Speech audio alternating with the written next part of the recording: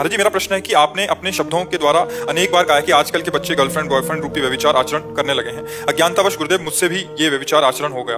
पूर्व काल में कभी लगा ही नहीं कि गलत कर रही हूँ, किंतु गुरुदेव जब से आपको संग ऐसा रहता है ना।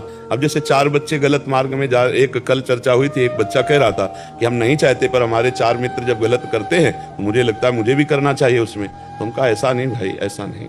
4 गलत कर रहे तो हमको तो थोड़ा विचार करना चाहिए कि हमसे कोई गलती ना हो। पर अबलो नशानी अबना नशे हो, आज तक जो हुआ पीछे भगवान करुणा करेंगे। भगवान कहते मैं पवित्र कर दूंगा, तुम्हारे सारे पाप नष्ट कर दूंगा, तो मेरी शरण में होकर नाम जप करो, भगवान से क्षमा याचना कीजिए, नाम जप कीजिए और आगे बढ़िए। और अब दोबारा ये बात ना कभी कहीं कहना हो, ना तुम्हारे दिमाग में आवे, तभी माना जाएगा कि आप भगवान की शरण में हो। देखो, ये तो यहाँ भागवतिक वातावरण में आप ऐसी बात स्वीकार करती हैं।